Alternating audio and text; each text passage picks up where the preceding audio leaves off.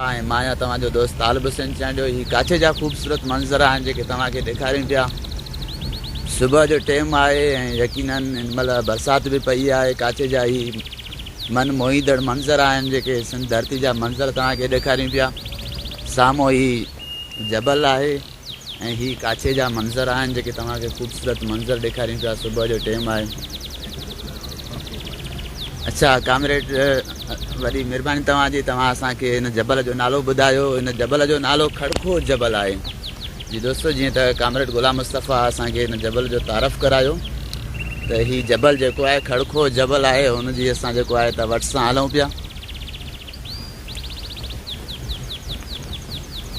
सिंध धरती जो तमामु बहितरीनु इलाइक़ो, काचो बरसातियुनि पवण सबबु हिन महिल सोन लॻो पियो आहे। माशाअल्लाह तमामु ज़बरदस्त गाह फुटल आहिनि ऐं हुन सां गॾोगॾु आबादी तक़रीबन काछे में हिन महिल जबल ताईं जेको आहे त आहे, जिथूं अचूं पिया किथे कणिक बीठी आहे ऐं सरियां जेका आहे तमामु बहितरीनु थी आहे। मिसकिन मारवड़नि जे लाइ हिते तमामु भला गाह थिया आहिनि।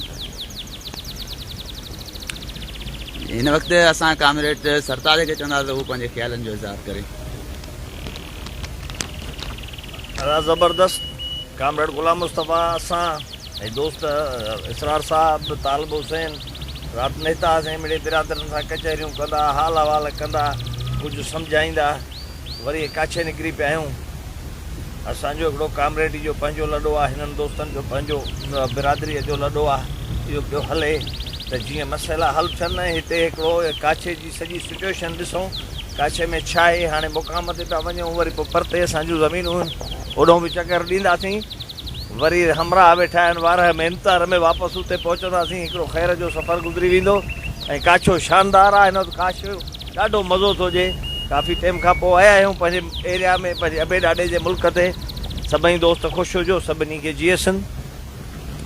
वॾी महिरबानी। ही हुयो जेको आहे त कामरेड सरताज अहमद चांडियो साहिबु। ऐं हिन वक़्तु असां जेको आहे त कामरेड गुलाम मुस्तफ़ा खे चवंदासीं त हू पंहिंजे ख़्यालनि जो बि इज़हार करे ऐं हुन सां गॾोगॾु हू हिते ज़्यादा अच वञ जे करे तमामु जेको इलाइक़ो आहे हुन खां वाक़िफ़ु आहे त हितां जितां जितां असां सफ़र कयूं था हुन हवाले सां जेको आहे त दोस्तनि खे ब्रीफ बि करे।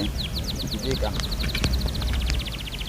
भिटाई जो भय तो आता थर थुअर घर झुपड़ा ॿार जनी बूह उठा मीअं मलीर ते ट्रकिनी ता ट्रूह राति बि मुंहिंजे रूह सुते साॻी सारिया। त उहे साॻी बूह बि आहिनि, उहो साॻो थर बि आहे, साॻी मिटी भूई सोन जी धरती बि आहे।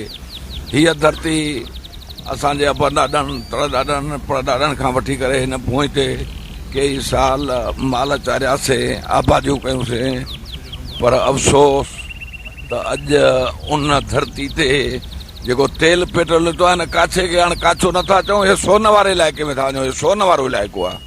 हीअ जेके भिट भूरा भूरा भिड भिटी जा, छाजो चांदी छाजो सोन, थर जी वारी चिल्के वारी चंड सितारा विसरी विया। हीउ खड़खुआ जो इलाइक़ो आहे। खड़खुआ जे जबल जे कच्छ में असां हलूं था पिया। हीअ असांजो सॼो सारो आबादी वारो इलाइक़ो आहे। हिन तमामु बरसाति हिन मुल्क खे सोन करे छॾियो आहे। पर अफ़सोस त हिते तेल ऐं गैस जे हूंदे बि हितां जे माण्हुनि खे का बि सहूलियत अणलभ आहे, का बि सहूलियत कान्हे का। अॼु असां कंहिं दोस्तनि सां गॾिजी दोस्तनि ॾे रवाना थियासीं। असां सां रईस इसरार अहमद, असांजा मियां तालिब, असांजो सहाफ़ी, ॿिया दोस्त सरताज अहमद गॾिजी सॾिजी हिकिड़ो सैर कयूं था पिया।